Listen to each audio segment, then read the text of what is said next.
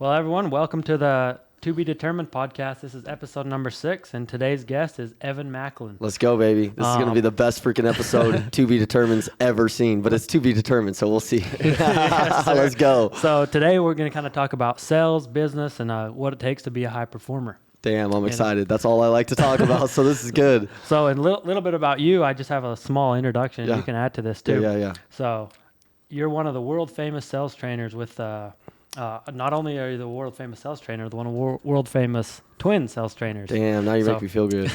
With the Elliott Group. So Yep.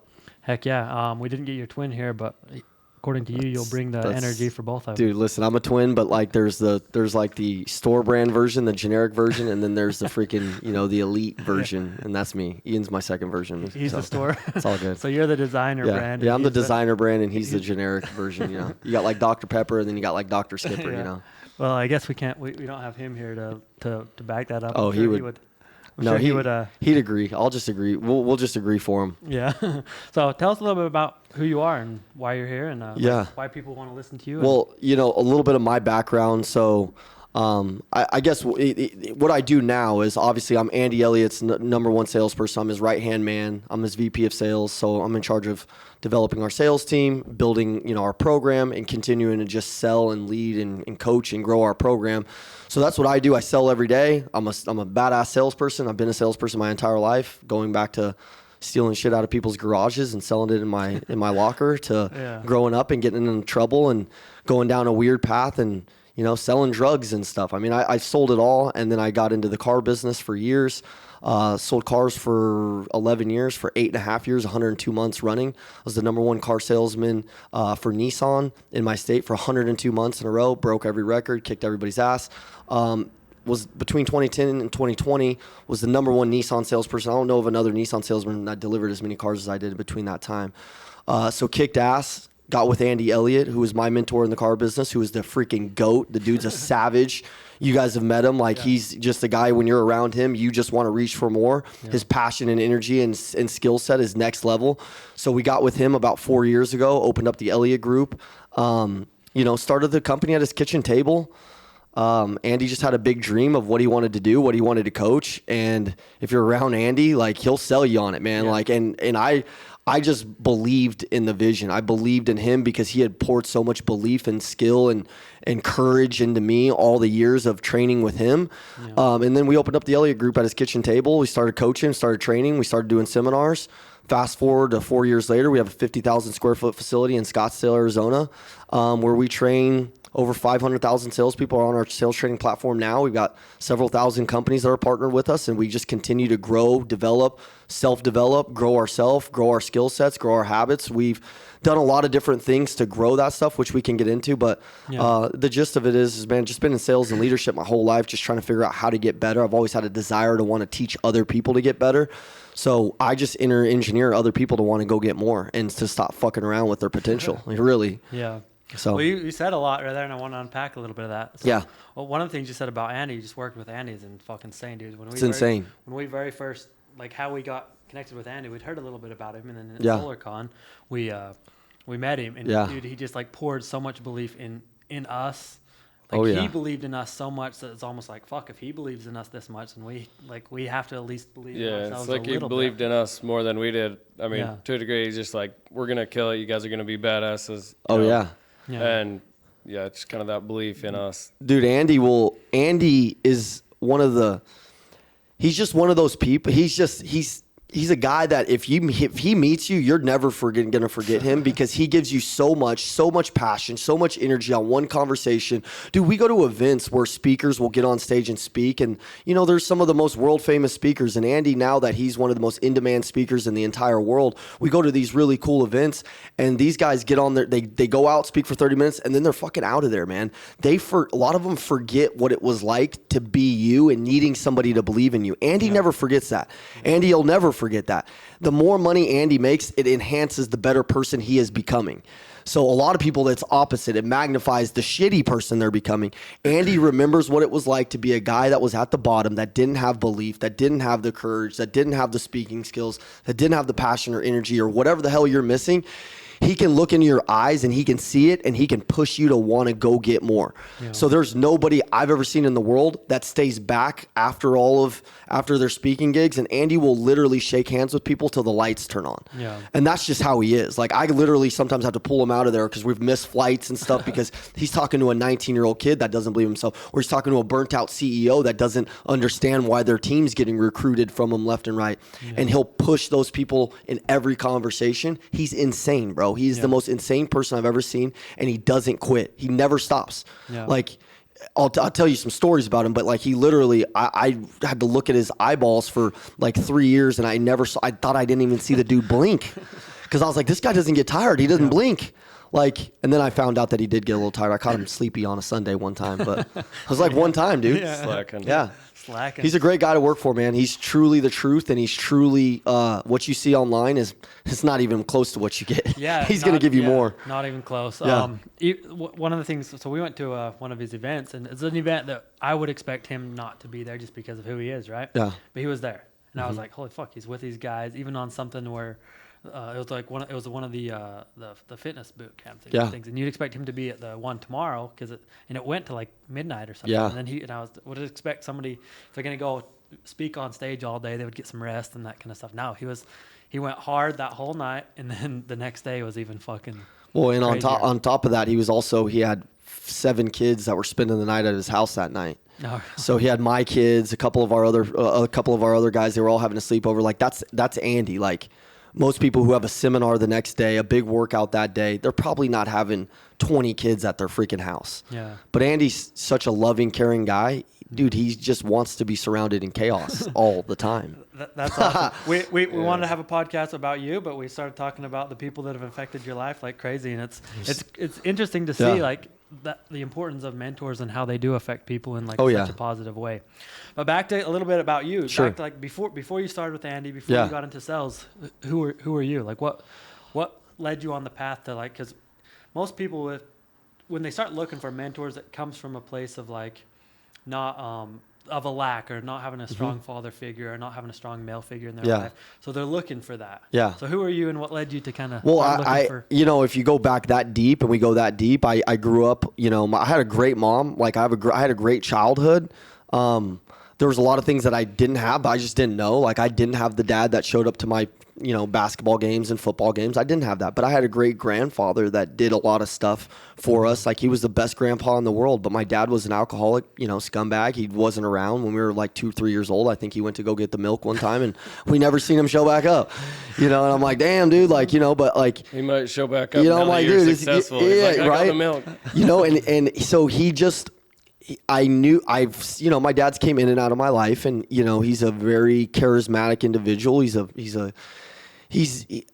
Everybody struggles with their own demons. So as I've grown older, I've just tried to give him some grace and some try to, I don't know what people go through. Right. Yeah. So, but grew up without a dad. So, my brother and I, we just got in a lot of trouble when we were kids, man. We didn't have that accountability of a dad saying, hey, don't do this, do this. We had a grandfather, but not a lot of people listen to their grandparents and their mom. Like you need a tough man in the house. You need somebody who can say, hey, here's what you need to do. And if you don't do it, there's consequences. There wasn't a lot of consequences in our household. So Ian and I got in a lot of trouble with the law. We got in a lot of trouble running around the neighborhood. We ran with the wrong people. We did a lot of crazy stuff. We got in a lot of situations that we should have died in. We should have made it out of. And we quickly learned that we didn't want to grow up and be just another statistic. And we were seeing guys around us that were dying and going to jail. And, as we made it through high school, we found a mentor, and we just stumbled into a guy. I didn't even know I needed a mentor. I didn't know the people who are lost, they usually don't know they're lost. Yeah. You don't know. A lot of the times you don't know. Like I didn't know.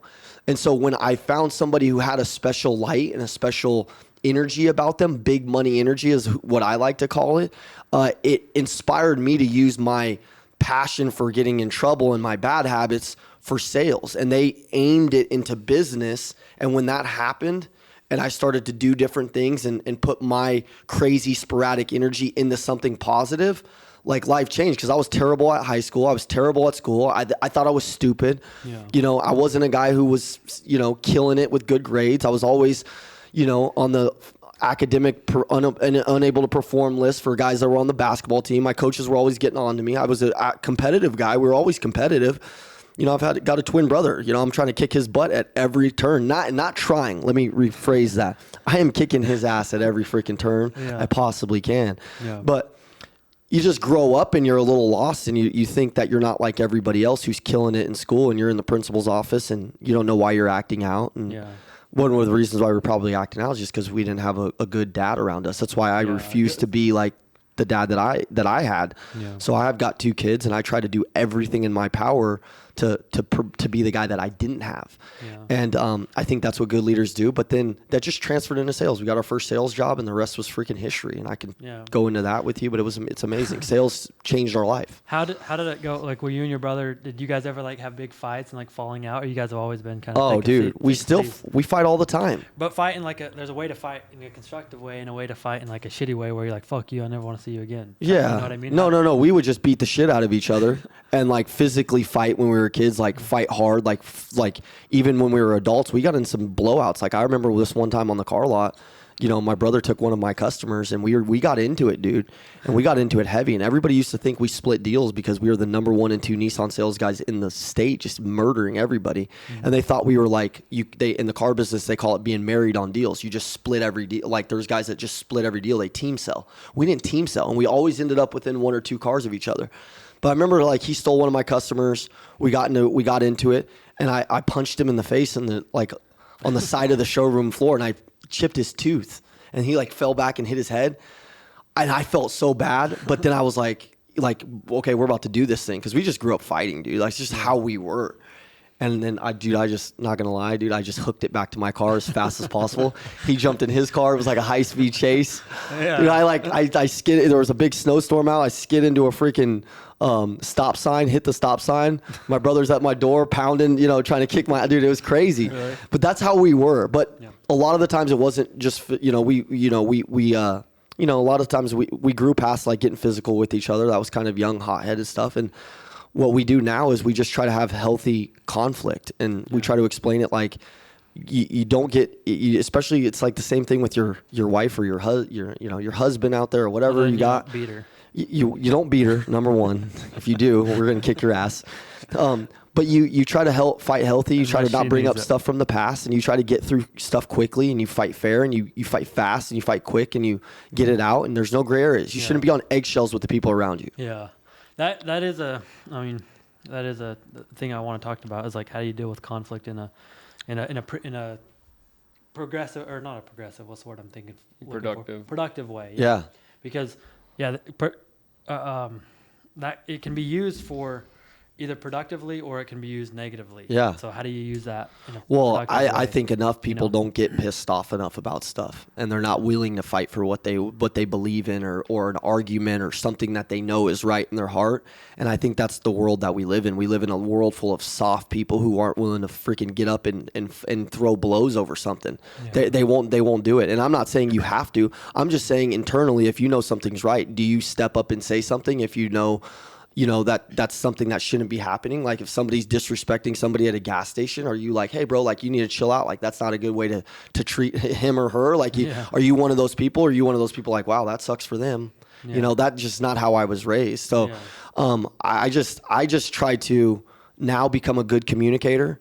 Everything is sales, so you can frame things with the right people, and you can set people up to where they don't want to like physically get in fights with it, but that comes back to sales. Are you a good communicator? Can you articulate it? Do you have good conviction? Do you have good passion where you can put somebody down with your words? That's what I'm good at now, is figuring out how to handle the conflict correctly with my words, and then get to a damn solution. So many people spend so much time on the problem, and they're not even talking about the solution. Yeah. I come into the problem, find it, and then we're moving to the solution, and we're over it, and then we're done. Yeah. You know? Yeah, there's a saying that conflict leads to resolution, so I love conflict. Oh, yeah. Because that means we're about to resolve some yeah, problem. You should. And that's where, I mean, I've noticed even in our own business, you know, where we have problems is where we have conflict, but we don't bring it up. We have conflict, and then when we bring it up, it's like a big blowout. Oh, yeah. And then we're like, hey, everyone chill, you know, come back down to where we're at, and then we have to address it from there. But if we would have addressed it like when it's just a little issue, the little issues in it. It's if you kind of go with your gut feeling in the beginning, every time you avoid that feeling, then it ends up being a way bigger problem later. Oh, yeah. Like I should have. See, and you got to know yourself. Like, that's it right there. You nailed it. What's the gut feeling you have about the situation? And do you have the balls enough to speak up about it and go bring it to somebody? Or do you go hide it under the rug and wait till it piles up and then you have some big blowout? Yeah. Andy calls it like death by 1,000 paper cuts. You can do this with this can happen in your relationship. If you have a bunch of little things happen and you don't figure out ways to fight quickly and fair and figure out ways to communicate through it, all that happens is at the end of the day, at the end of the year, all of that's going to pile up, and then all of a sudden you're getting a divorce, or your team doesn't like you, or whatever the hell's happening, or your manager doesn't like you or something. And it's not that they didn't like one situation you did. You let all this shit pile up. Yeah. Step up. Step up and talk. Step up and fight quickly. And cleanly, Yeah. You got to, like you said, you do. Most people are not. They're afraid to fight, and they're afraid of that conflict. Especially like a lot of men with their girls, they're afraid of like having the conversation. They're, we just like, we're afraid of conflict. We don't want to piss her off. You know? So we act like little bitches, and then she ends up falling out of love with us because we're these little bitch, and the guy that she knows or she met was this like alpha man. Yeah. And now you're just a little, little bitch. But how did you get into start working with Andy? Like what led you to that, and what led you to what you're currently doing right now? Yeah. So long story short, I guess we could go back to selling cars. I'm selling cars. Because that was just you and your brother selling cars at the time, right? selling. This was before any like mentors. No, I already had a couple of mentors. And I grew up on a lot of different people's like digital content. I had some personal mentors in my life that really helped change me. I had some like I had a life coach that I was investing some money into that was already helping me like think like an entrepreneur. I hate being classified as a car salesman. I hated it because a lot of people didn't. It's like you have to wear that badge of, you have to wear it with a badge of honor. But a lot of people, when you say car salesman, you're at a party and you're talking to somebody, they say, "Oh, you're a car salesman, must be a robber, cheat, liar, thief." And it's like, it's not about what they say about you. It's about what will they say after they meet you. Mm-hmm. So after they meet me, they're like, "Man, this guy's magnetic. I like him. He treats us good. He treats our family good." So I always wanted to be kind of more known as like the entrepreneur in that space. That was always creating my own leads. I was creating my own success and stuff like that. So I invested in people that helped me think bigger. I had a couple of life coaches. I had a life coach. I had some different people that I was close to. And then I studied guys like back in the day, this is 2009 and 10, and guys like that were big in my space. Grant Cardone. He was one of the only guys that had some freaking charisma and some swag when it came to training. He's running around telling people, put the freak on him, do all this crazy shit. And I loved his stuff. So I bought all of his stuff, and I studied it like crazy. But at one point in the car business, there wasn't anybody like Grant when he moved on to real estate. There was nobody that had the same, that did what he did. It was dead for years. And then I was running my own. So Ian and I were killing it so hard that the store. Cars. Yeah, we were killing it so hard selling cars that we had 3 stores, and the ownership of the stores, great family, gave us a piece of the stores because we were generating so much traffic and generating so much revenue that we're basically getting like overrides, like you'd have in solar on all 3 stores. So we were doing really well, and that doesn't happen in the car business. So we were well taken care of. We loved where we worked. We built this company up over the last 4 or 5 years, really strong. And it was like right before COVID, I already seen some of Andy's stuff, and it was good. Like, it was good, but I was more at this point trying to build my team and learn to build teams, right? Within the car sales. Within the car sales, because like sales was easy for me. Like I was already really good at sales. The problem is getting into leadership and teaching other people how to be as good as you are. Yeah. That's what people fail at. That's what people dramatically fail at. They don't know how to reproduce themselves. So I was really on a leadership kick and a becoming the dude. Problem with most people is they're not the dude. They want their sales team to be the dude, but they're not the dude. They don't work out. They don't take good care of themselves. They don't have a good mindset, but they're trying to go out and tell everybody to have that type of winning energy and winning mentality, but they don't have it.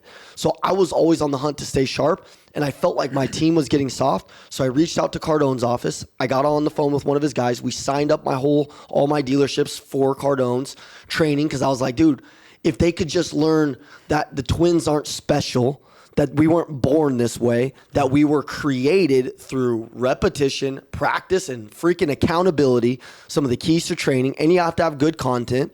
If you can create, those are the 4 key things to training: good content, repetition, accountability, and practice. If you're listening out there, you have to have those 4 things. If you have them, you'll be able to learn at a faster pace, right? Better level. So Grant Cardone had this system, and I'm like, dude, that's the system that our guys need. That's what Ian and I, we picked up a lot of stuff when we were on that. Our team gets on Cardone. We paid freaking, dude, like $100,000 for this training. Yeah. And I go to the usage reports, and guess what was happening? Nothing. Nobody was doing shit. And I'm telling my guys, like, if you just caught 2% of what this guy's saying and you caught some of his swag, you'd be a better salesperson. But I need you to do this training. And they're like, it's not relevant to our stuff and this. And they were making, he's wearing he's got puffy shoulder pads and feathered hair. It's 25 years ago. His shit's out of date. And I'm like, well, they got a point, you know, because I was watching it like 10 years before that. Yeah. So I go into my office and I'm going to the dealership and I'm seeing people studying this fired up freaking crazy savage looking dude. He looks like a drill sergeant. And I'm like, dude, and he's just speaking the truth. Like I haven't heard somebody speak the truth in a while. It's all shit you want to hear. It's not like stuff that will actually help you. Like he's actually giving you tactical advice that'll help your mindset and your skill set. And then he's throwing in some habits and stuff in there with health. And I'm like, damn, dude, this could change the game for our dealership. And this was back. Yeah. This was years. He only had several videos out.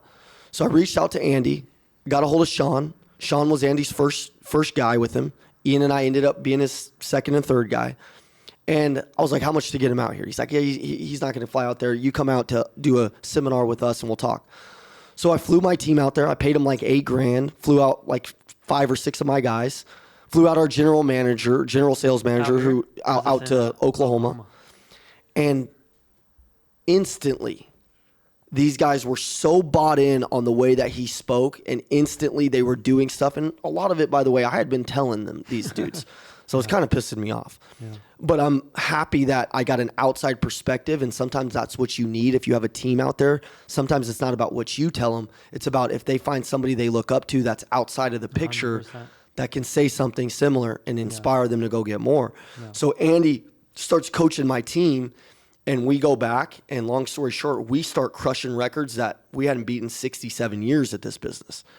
And I thought I was capped out of my income for quite a while, and I went up 30% on my income because of Andy Elliott overnight.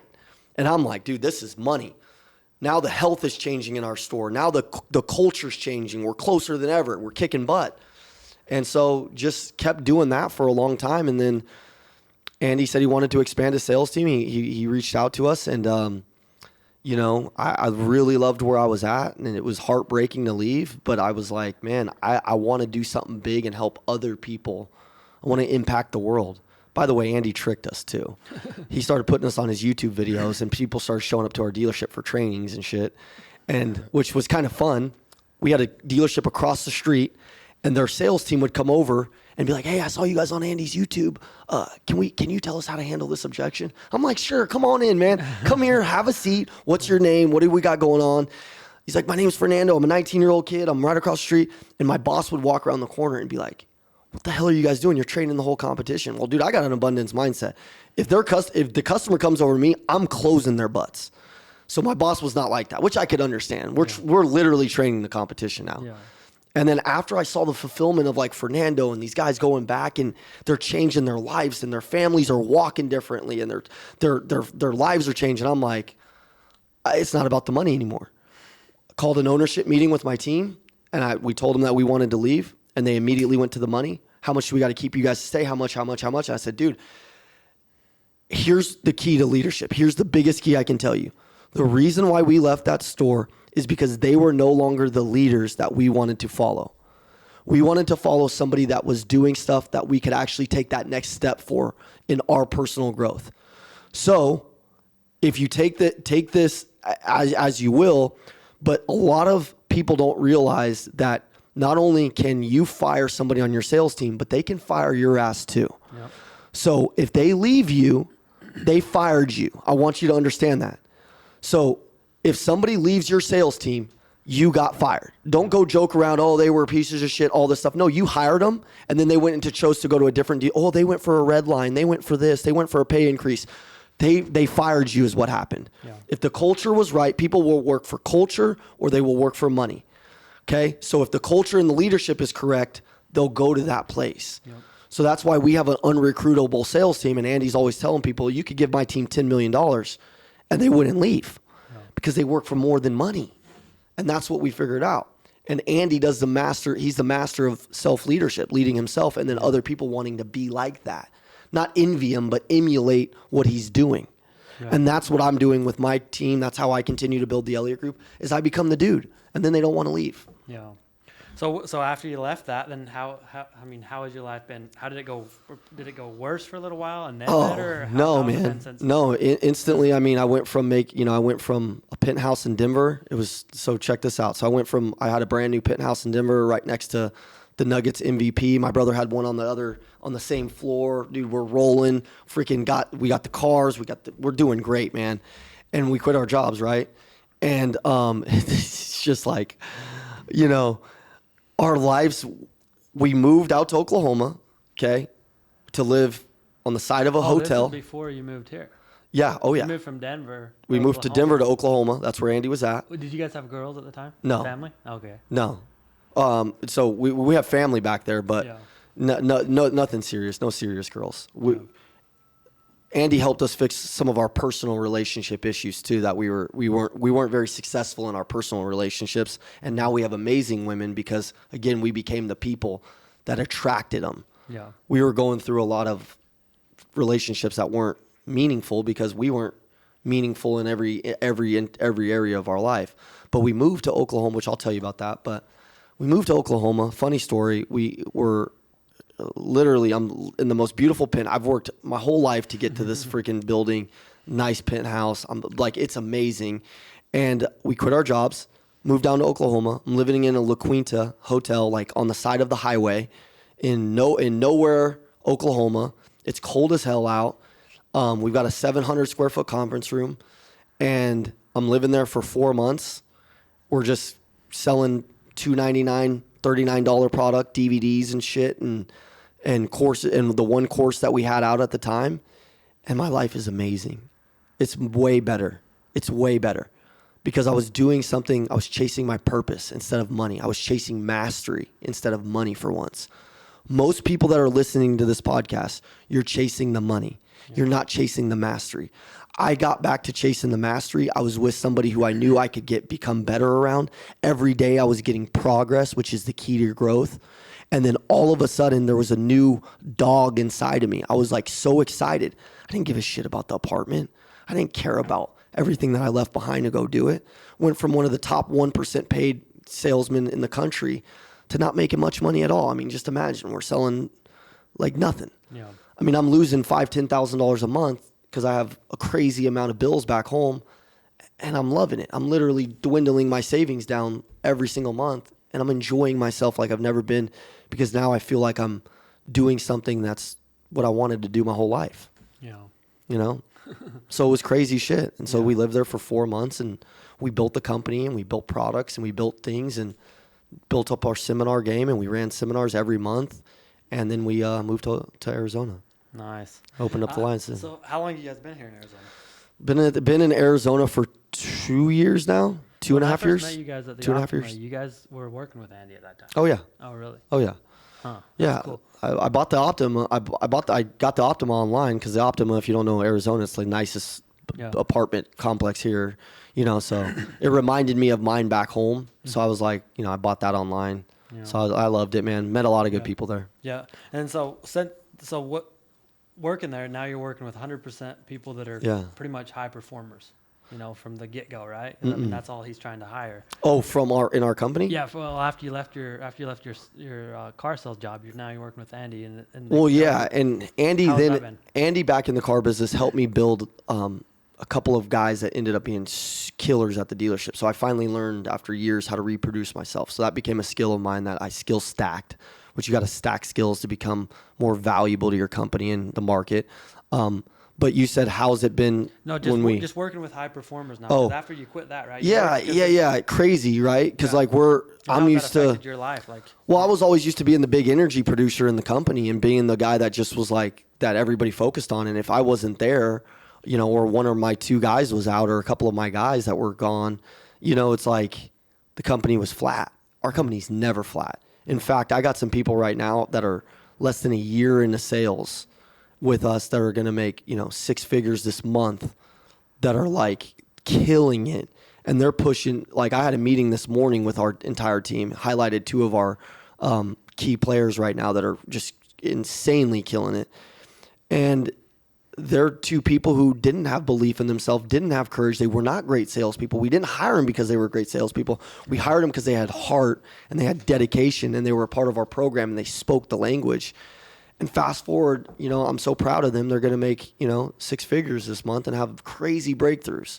Yeah. It's crazy. That leads us right into, I was going to ask you, is how important are the daily team meetings with your team? When building a team, how important, how often do you need to remind them of like your vision and your guys' core values? Yeah. Is that like a daily thing, once a week? Or? Good question. Stockley, you freaking got some killer questions here, man. I'm having so much fun. If you're following this podcast, share this thing and like and comment on it so these guys can share it, man. This is badass. We got some good hosts here. So daily meetings, if you're a leader out there, and even a leader with, say, like your family, you need to get everybody on the same page a couple times a week. So my meeting cadence is Monday, Wednesday, Friday, at the very least. But we may also have meetings, Andy will have a meeting on like, if he feels something going on in the company, he might have a 20, 30-minute meeting on a Thursday or something like that. So that's just like our meetings. We do them in the morning every Monday to start the week off, midweek for the checkups and some of the KPIs that we're trying to meet. And some of the, those are key performance indicators if you don't know. So we're kind of going through those. We're making sure we're on our projections and what we're doing. And then Friday, we're trying to push these guys to have a big finish, a big weekend, right? So you're measuring people every week, like week by week by week? Every hour. Oh, really? In our company, there's revenue that goes up on the board, on the hour, every hour. So I'm watching everything that they're doing. They're watching everything I'm doing. It's all live. There's no hiding in our company. It's not like I know if my guys are having a bad day. I mean, I can just look at them first in their face and know because I know them. Yeah. And I can look at the board and I can look at the numbers and I can see what the hell's going on and how much calls they're making and what they're doing and why they're not getting results. Yeah. So like meetings don't have to be just a meeting. Like we have group texts, I have group texts with my guys and I'm sending them stuff every single day that I know works and I'm motivating them through messages and stuff like that too. Mm-hmm. Yeah. Cause if you do too many meetings, then it's almost like you're wasting the time meeting. Yeah. Versus actually being out. But it's still important to buy. You gotta sell the vision. Oh yeah. Well, you can have death by meeting. You can have a company. I've seen companies overly meet, and at one point, we've got a lot of guys that like to talk, man. Obviously you guys can tell that I like to freaking talk. We like to talk. We like to give our tips and show what's working. But there was a day where we were meeting every single day, and it was too much. Yeah. It was too much. And then we tried to dial it in and then we found out maybe it was too little. So you just got to find the right cadence for it, the right rhythm. Everything is rhythm. Find the right rhythm for it and, do different meetings. Maybe have some low producer meetings, maybe have some top producer meetings and how those guys can go to the next level.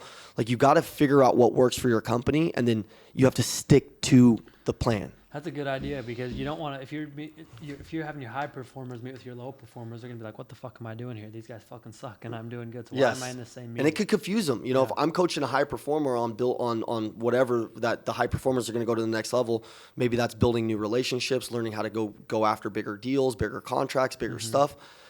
I don't want to confuse the low performers. Now, the low performers, they might just be missing 1 or 2 missing structures that would help them go to become a high performer. But we need to have a generalized talk with them. And with the high performers, we need to have a big daddy, high frequency vibe conversation, Yeah. What do you think is more important? And do you think the sales trainer or the company, like the vision of the company is more important?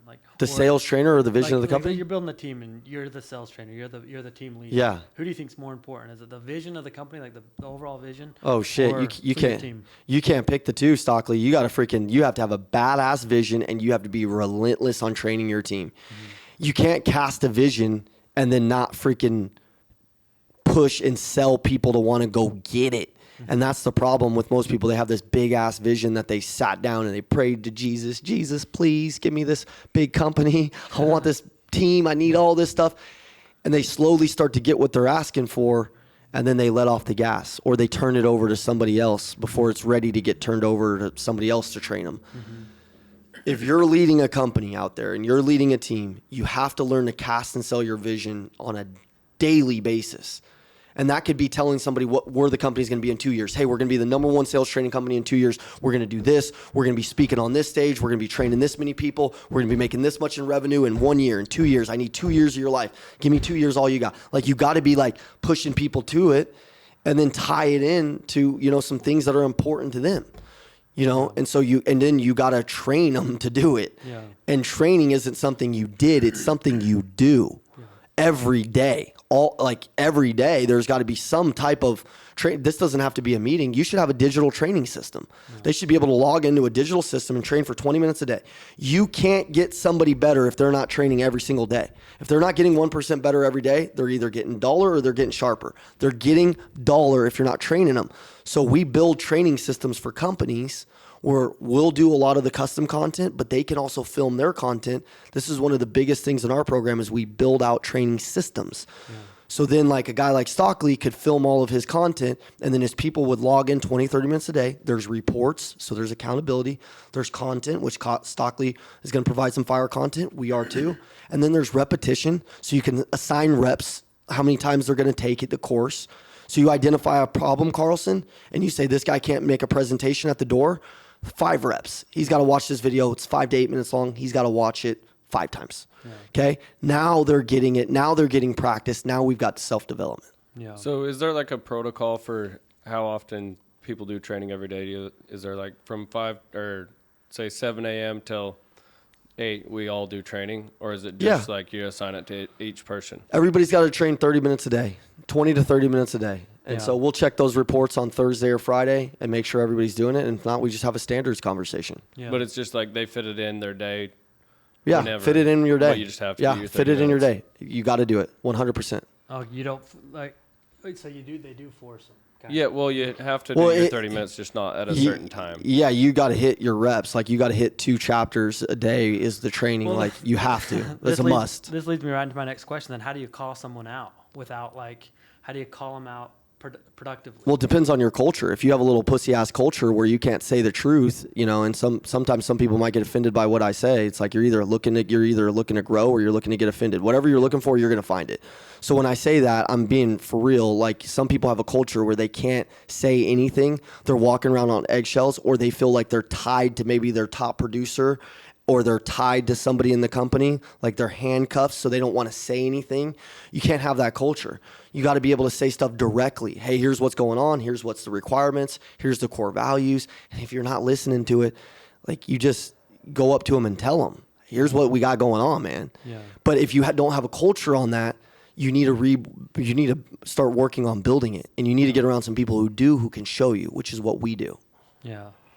So that is an issue that we deal with, you know, growing. I mean, with what we're growing right now, is sometimes you're almost like afraid to, like, because this is the issue with sales, or the thing with the sales guy, right? Is a good salesperson is going to sell you on the fact that they're good, but then you have this, like me as the owner, then I have I have the vision. Okay, if they're telling me they're that good, and then I expect them to be that good, but then and they're not. But then I call them out and they're like, oh, sorry, you know, like, how do you know when to move on from that person when you find out, okay, they're just a pussy? Well, and then first we have to go with the side of, you have to have the error. Like, you have to predict that there's going to be some error, that they're not going to be as good as they say they are, because nobody ever is. Like, I'm dying for somebody one time. Sometimes this is what I hate the most. Like, if I tell you I want to purchase something, like, there'll be like guys that'll tell you, you know, I'll do this and this and this and this and this for you. I'm like, dude, just give me what I paid for first. Let's just start there. Yeah. Like, I want what I paid for. So, like, if somebody comes to me and they're like, Evan, I'm going to do all of this stuff, it's my job to ensure that they have the accountability, the repetition, and the practice to get to their best self. I can guarantee that on an interview, usually they're just telling me what I want to hear. Exactly. So I don't really do those. How we hire is we watch people for several months, and there's a big vetting process, a big team vote that has to happen before they come in. They have to have proved that they're one of us before we let them in our company. We're very slow to hire. And it's why every time you see one of our team at an event, you're like, man, these guys all talk the same. They all kind of walk the same. They all kind of like, it's very uniformed, big money energy that you're going to get from our team because we've made sure of it. So then we can have those conversations and they're easy. So then, because then this falls back onto the shoulders of the team leader, right? Because an issue that I have is maybe I don't know the right people. So how do I get better until those people are like coming to me? Well, that's what you're saying, right? Is you're not even out recruiting really. You're right. People are coming to you because of the culture. It comes down to what you guys are doing right now, which is so cool. You guys are filming content. You guys are filming a podcast. You guys are getting your name out there. Like people are starting to know you guys in Phoenix like crazy. Yeah. Like people are starting to know you guys and they're catching your podcast. I'm seeing your stuff get shared everywhere. And like that's the stuff that's going to get people attracted to your brand, that you guys are doing stuff like that. So if I'm a sales leader out there and I'm not filming content and I'm not doing that stuff, you're missing out. You can attract people off social media. That's where you should be really positioning yourself with some good stuff and be saying the stuff that you actually mean. Yeah. Don't say shit on social media that you don't mean, and then people come into your company and they see that that's not what you believe. Or don't be a different person that you're not online, and then when they meet you, they're like, oh, that's not the person. Yeah. Just say what you believe in. Yeah. Like, just say it, and you're going to attract people. Yeah. You know, so it's like if somebody's attracted to my message out there, if somebody's attracted and wants to do something with the Elliott Group, just text me. Yeah. Just shoot me a text, or if you need help building a sales team, or if you have any questions on this, can I give them my cell phone number too? Yeah. So it's 720-202-9765. That's 720-202-9765. And you just shoot me a text and I'll walk you through it. But I assure you, if you cross that line and send me a text, you better be ready to give me some time and some energy. And if we come up with a good plan, it's going to end up with some capital too. But if you're willing to do those things, I love coaching people like Stockley, like Carlson, because these guys don't have an ego. Most people have an ego problem, so they're not willing to reach out. They're not willing to tech. They're not willing to invest in themselves, and they're not willing to do it with their team. And so that's why they wake up with the same life over and over and over again. Yeah. Sucks for them because they haven't woken the fuck up. Yeah. Like, wake up. Yeah. That's exactly what we need to, and that's why we're doing it. Because a lot of times the people that you grow up with are talking shit. They're saying, "Oh, why are you doing this? Why are you putting that stuff out?" But I'm not really putting it out for them. I'm putting it out for the people that I'm trying to attract. Yeah. And then we were talking about it before, like when I get on a podcast with somebody or do something with somebody online, and I think they're this cool person because they have a big online following. Yeah. And then I do post some content together, and then I get a bunch of fucking bots liking my stuff and views and all that. And I'm like, what the fuck is this? Because I'm looking up to you as like an expert, but then I see that a lot of it's fake. Yep. It makes me almost like, now I look down on you because you're trying to have the look, you're trying to have the facade, bro. Everybody's a freaking fraud out there. That's what I'm saying. Like when you meet the Elliott Group, when you meet you guys, that's why I like you guys, because you're the real deal.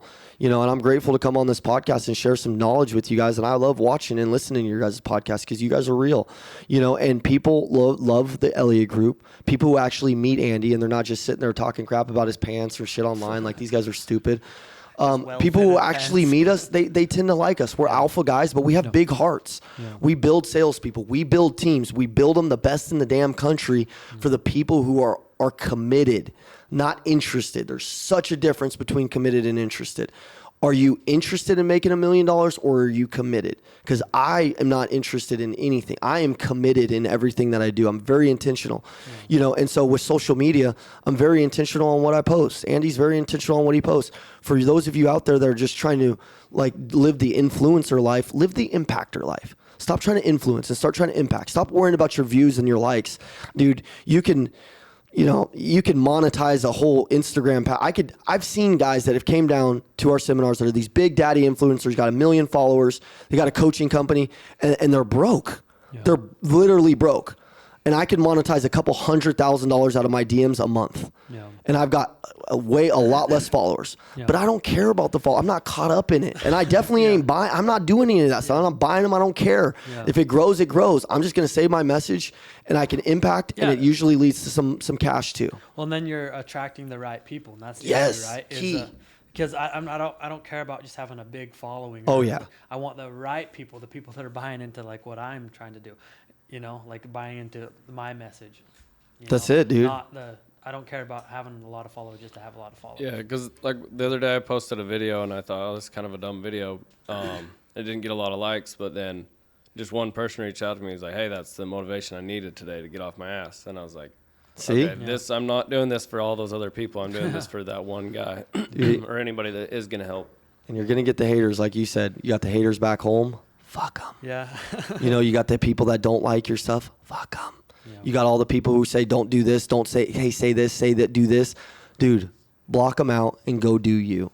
Most of the people that are talking crap are on the sidelines.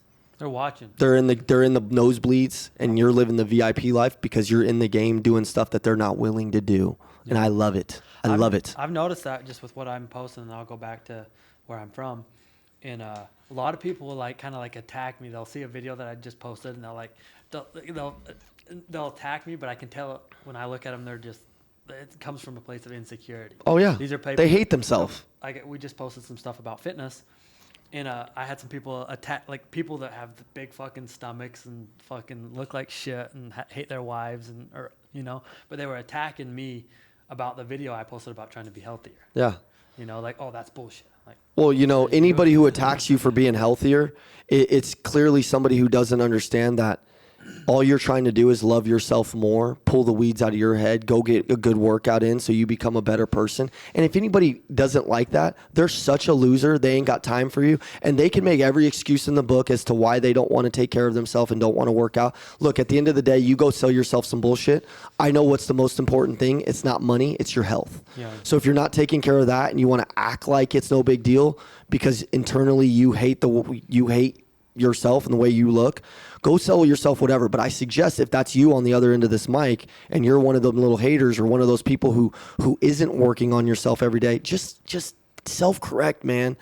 There's nothing that feels better than going and working out and working on yourself and getting better, becoming the most elite version of yourself. Yeah. Like, it feels so damn good. Yeah, that's what Andy told us the first coaching we went to, the one-on-one with him. He's like, we're not even going to talk about business. You need to bulk up. You need to go work out. And just do that. And then in a month, we'll talk again about business. Yeah. And the next month, he's like, change your fucking name. Yep. Yeah. So now I need a new name. I'm also accepting new names. Okay, good. Well, we can come up with a couple of them. Yeah. You can be like our triplet. We got Ian, Evan, and we'll call him Kevin since he's Carlson. Ian, Evan, and Kevin. Let's go. Yeah. No, dude, that it's a key thing that people don't like to talk about. The better you look, the more discipline you look like you have, the more people trust you with not only their money, but let's just be real. People are judging you, 100%. And people will judge this podcast, and they'll judge the person that gets out of their car. They'll judge somebody when they knock on the door and they have to sell. There's judging going on everywhere you go. Yeah. So if you can knock a little bit of that out because you're working on yourself, well, you're creating a lot less problems at the door for yourself, on the phone. When you meet somebody, when you meet a beautiful girl, if you've worked on yourself, people can see it. Yeah. People can see the frequency you operate at. So if you're not interested in getting better looking, you're literally retarded. Yeah, 100%. So, well, it's an hour passed way quicker than I thought it was going to be, but we had this place for an hour, and I think we should definitely do this again because I didn't even get through half of my notes that I had, but it's been awesome. But any events or anything you're working on that you want to send people to, or anything you want to talk I mean, there's a lot of stuff we got going on, so if you know Andy Elliott and you want to reach out to, me, and you want to come out to some events, or you need some coaching, or you're a salesperson out there that just feels lost and doesn't know the steps it takes to be successful, just reach out to me. It's 720-202-9765. If you're a high producer or somebody who's new to leadership or somebody who feels burnt out on leadership and you need a new spark, you need to run with people who have been where you want to go. You need to run with people who are the real deal. Don't run with has-beens that are talking about shit that they did. The lowest form of conversation is stuff that you're talking about what you did in the past. Let's talk about what you're doing now. Let's get good at what you're doing now. And let's talk about how we build your empire. If that's you on the other end of it, reach out to me. We've got events going on once every month. I mean, our next one, is December. We've got one in November. We've got stuff in January. Coming out. Yeah, we got so many things going on. That's cool. We come into different cities. We got all kinds of stuff going on. So don't even overthink it. Just if this podcast resonates with you, do the one thing. Borrow some courage. Reach down and grab your ball sack and text message me and say, Evan, saw you on this podcast, need some help. If that's you, I'll help you. I don't care. As long as you're coachable and you got a good attitude, because I'm not going to sacrifice my energy for somebody who isn't coachable and doesn't have a good attitude. I'm not your counselor, but I am your coach. And as a coach, I will push you to get more out of yourself than you thought you could get. And that's what a good coach can do for you. Yep. Well, everyone, I wanted to thank everyone for watching, and we'll see you on the next one. Let's go. Let's go. Thank you guys. Appreciate it. Let's go. Yeah.